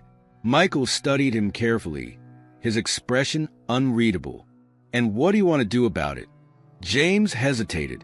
"I don't know," he admitted, I can't go back and fix what I've done, but I want to be better. I want to do better. I don't know if that's enough, but it's all I've got." For the first time, Michael's expression softened. He nodded slowly. "Acknowledging the problem is the first step," he said. "The second step is action. What are you willing to do, Carter? Are you willing to put in the work? To challenge yourself? To hold yourself accountable? Even when it's uncomfortable?" "Yes," James said firmly. "Whatever it takes." Michael nodded again, then reached into his pocket and pulled out a folded piece of paper. He handed it to James. "Then start here," he said. James unfolded the paper and saw that it was a schedule for a community outreach event happening that weekend. A town hall meeting where officers would sit down with residents to discuss policing in their neighborhoods. James looked up, confused. "You want me to attend this?" he asked. "I want you to listen," Michael said. "Really listen. No defensiveness, no excuses. Just hear what the community has to say. And then, after you've listened, I want you to reflect on how you can change the way you serve them." James nodded, tucking the paper into his pocket. "I'll be there," he said. The town hall meeting was held in a small community center on the city's south side. When James arrived, the room was already filling up with residents, men and women of all ages, some sitting quietly, others chatting in low voices. At the front of the room was a panel of officers, including Michael Davis, Captain Reynolds, and a few other precinct representatives. James took a seat in the back, feeling the weight of the stares from some of the attendees. He recognized the distrust in their eyes, the same distrust he had seen countless times during his patrols. It was a look that said, "We don't trust you, and we don't believe you care about us." The meeting began with Michael addressing the room, his tone measured but firm. "We're here tonight to have an honest conversation about policing in this community," he said. "We know there's been a lack of trust, and we know that trust isn't something that can be repaired overnight. But we're committed to making changes, and that starts with listening to you." One by one, residents stepped up to the microphone to share their stories. A young woman spoke about her fear of calling the police after witnessing a crime, worried that the officers would treat her like a suspect instead of a witness. An older man described being stopped and frisked multiple times on his way home from church, each time for no apparent reason. A teenage boy talked about the anxiety he felt every time he saw a police car, wondering if he would be the next target of an unjustified stop. James listened intently, his heart sinking with every story. These weren't just isolated incidents. They were patterns, deeply ingrained in the way policing had been done for decades. And he knew deep down that he had contributed to those patterns. When the meeting ended, James stayed behind, watching as residents mingled with the officers on the panel. He saw Michael speaking with a group of attendees, his calm demeanor putting them at ease. For a moment, James considered leaving quietly, but then he saw an older woman sitting alone near the back of the room. She was holding a photograph in her hands, her expression weary. James approached her hesitantly. "Ma'am," he said softly, "is there something you'd like to share?" The woman looked up at him, her eyes narrowing slightly. "You're one of the officers, aren't you?" she asked. James nodded. "Yes, ma'am. Officer James Carter." She held up the photograph. It was of a young man, smiling brightly in a graduation cap and gown. "This is my grandson," she said. 2 years ago, he was stopped by police on his way home from work. They said he looked suspicious because he was wearing a hoodie. They searched him, handcuffed him, and left him humiliated in the street. He wasn't doing anything wrong. He was just trying to get home. James felt a lump form in his throat. "I'm sorry," he said quietly. "I'm so sorry that happened to him. And to you." The woman studied him for a moment, her expression softening slightly. "You can't change what happened," she said, "but you can make sure it doesn't happen to anyone else." "I will," James promised. "I'll do everything I can." The woman nodded, a faint smile touching her lips. "Good," she said, "because we need you to be better." As James left the community center that night, her words echoed in his mind. We need you to be better. It wasn't just a challenge. It was a responsibility. And for the first time in years, James felt like he was ready to rise to it. The morning sun filtered through the blinds of James Carter's modest apartment, casting streaks of light across his kitchen table. For the first time in years, James wasn't rushing out the door with his badge and gun, a cup of coffee balanced precariously in hand. Instead, he sat quietly, his thoughts swirling as he prepared for what he knew was going to be one of the most pivotal days of his life. Today marked the precinct's first Community Accountability Day, an initiative spearheaded by Michael Davis that aimed to create a bridge between law enforcement and the residents they served. Officers would meet with community members in small groups, discussing past grievances, acknowledging mistakes, and, most importantly, building plans for a better future. James had volunteered to lead one of those groups, a decision that had surprised even him. He wasn't the same man he had been a few weeks ago. He couldn't say he had all the answers, he didn't. But he was ready to face the consequences of his actions, even if it meant standing in the uncomfortable spotlight of accountability. The event was held at a local high school gymnasium. The space had been transformed into a series of roundtable discussions, each table surrounded by officers and community members. The room buzzed with nervous energy, a mix of apprehension and cautious hope. James stood near the entrance, scanning the room. He spotted Michael Davis near the center, speaking with a group of organizers. Michael had a natural way of commanding attention without demanding it. People gravitated toward him, sensing his sincerity. When their eyes met, Michael gave James a small nod, a silent acknowledgement that carried more weight than any words could. James walked to his assigned table, where a diverse group of community members waited. Among them was the older woman from the town hall meeting, the one who had shown him the photograph of her grandson. She met his gaze with the same mixture of wariness and expectation that he had seen before. He greeted her with a small smile and a respectful nod as he sat down. "Good afternoon," James began, his voice steady but measured. "My name is James Carter. I've been with this precinct for over 20 years, and I'm here today because I want to listen. I want to hear your stories, your frustrations, and your suggestions for how we can do better. No excuses, no defensiveness, just honesty." The group exchanged glances, their skepticism evident. Finally, the older woman spoke, her tone sharp but not unkind. "You say you're here to listen, but how do we know you'll actually hear us? How do we know this isn't just another PR stunt to make the department look good?" James met her gaze, his expression serious. "You don't," he admitted. "I can't ask you to trust me, not yet. Trust has to be earned, and I've done more to break it than build it. But I'm here because I want to change that, and I'm willing to put in the work, no matter how long it takes." For a moment, there was silence. Then, one of the younger men at the table, a college student wearing a hoodie and glasses, leaned forward. "All right, Officer Carter," he said, his tone challenging. "Let's start with this. Why did you become a cop in the first place?"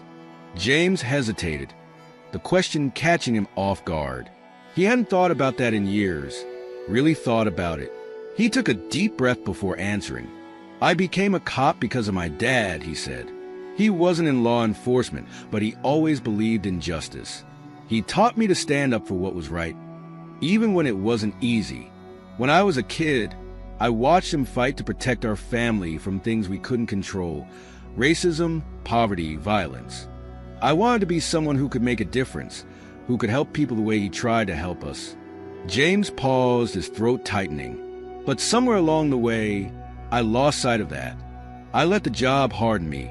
I let my biases take over, and I stopped seeing the people I was supposed to protect as individuals. That's why I'm here today. Because I want to find my way back to the person I was when I started this job." The table was quiet, the group processing his words. The older woman, her expression softening slightly, nodded. "It's a start," she said. Over the next hour, the conversation at James' table unfolded in ways he hadn't anticipated. Residents shared their stories, some angry, some heartbreaking, all deeply personal. They spoke of their fears, their frustrations, and their hopes for a better relationship with law enforcement. James listened intently, resisting the urge to interject or explain. He had promised to listen, and he did. One young woman shared how she had been followed by a police car for several blocks while walking home from work late at night. "I wasn't doing anything wrong," she said, her voice trembling. "But the whole time, I felt like I was one wrong move away from being arrested, or worse." An older man, a retired teacher, described how his grandson had been stopped and frisked on multiple occasions. "He's a good kid," the man said, his voice breaking. "He's never been in trouble a day in his life." But to them, he's just another suspect. James felt the weight of their stories pressing down on him. These weren't just anecdotes. They were lived experiences, each one a reminder of how deeply the system had failed the people it was meant to protect. After the event, James stayed behind to help clean up. Most of the attendees had already left. But Michael Davis was still there, speaking with a few officers near the exit. When James approached him, Michael looked up, a faint smile tugging at the corners of his mouth. "Good work today," Michael said simply. "Thanks," James replied. He hesitated before adding, I wanted to thank you for giving me a chance to be part of this, for not writing me off after what I did." Michael's smile faded slightly, his expression turning serious. "James, I didn't give you a free pass," he said. "You're here because you made the choice to be here, and it's going to take more than one event to make things right. But today was a step in the right direction." James nodded, taking in his words. "I know, and I'm ready to keep stepping." Michael studied him for a moment before extending his hand. "Then let's keep working." James shook his hand, feeling a sense of resolution, not because the work was finished, but because he had finally begun it. Months later, the precinct looked and felt different. The reforms initiated by Michael Davis were no longer just policies on paper. They were part of the precinct's culture. Officers attended regular community meetings, participated in training sessions, and worked to rebuild the trust that had been broken. As for James, he had become one of the strongest advocates for change within the department. He wasn't perfect. There were still moments when he struggled with old habits and biases, but he was committed to the work.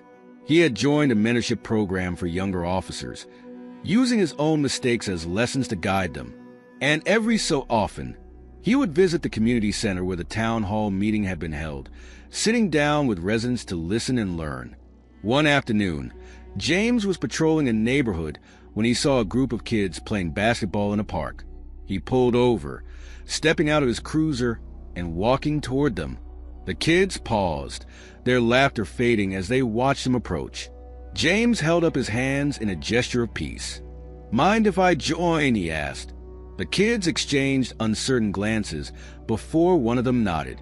James took off his hat, tossing it onto the sidelines, and joined the game. For the next half hour, he played alongside them, laughing and joking as they ran up and down the court.